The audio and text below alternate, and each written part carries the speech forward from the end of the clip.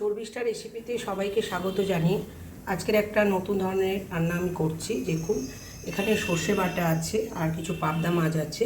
আজকে করছি সর্ষে মাছ দিয়ে পাবদা মাছ সর্ষে বাটা দিয়ে।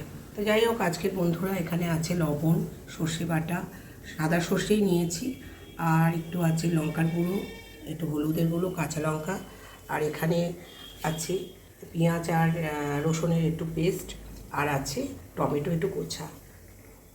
প্রথমে আমি পাবদা মাছগুলো একটু লবণ হলুদ একটু মাখিয়ে নেব। কড়াই বসানো আছে। এরপর কড়াইতে আমি পরিমাণ মতো তেল দিলাম। তেলটাকে আমি গরম হতে দিলাম। তেলটা আমার হয়ে গেছে। আমি একটু নুন ফেলে দিচ্ছি, কারণ মাছটা তাহলে জড়াবে না। এরপর আমি পাবদা মাছ আস্তে আস্তে করে দিয়ে দেবো। পাবদা মাছ একটু ঠিক করে দেখুন, পাবদা মাছগুলো সব তেলে দেওয়া হয়ে গেছে। এটা এক পিঠ ভাজা হচ্ছে।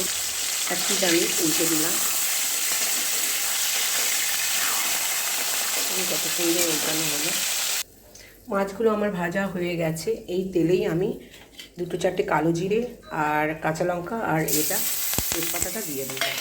দিয়ে আমি একটু আদা রসুন আর টমেটো পেস্টটা দিয়ে আমি এটা একটু কষবো। রসুন আদা আর লঙ্কার পেস্টটা মোটামুটি, পেঁয়াজের পেস্টটা মোটামুটি হয়ে গেছে, কষা হয়ে গেছে। এবারে আমি যে মশলাটা আমি করলাম সেটা দিয়ে আমি একটু মশলাটাকে কষব। কত সুন্দর আমার রং হয়েছে দেখুন। আমার গ্রেভিটা প্রায় হয়ে গেছে। এরপর আমি মাছগুলো ভাজা আছে, আমি অল্প একটু জল দিয়ে দেব।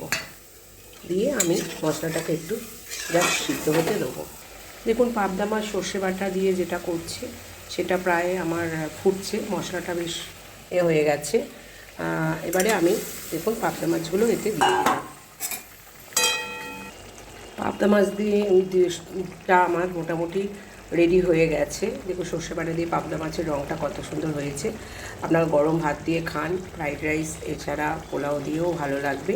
ঠিক আছে, এবারে আমি পাত্রে ঢেলে নেব।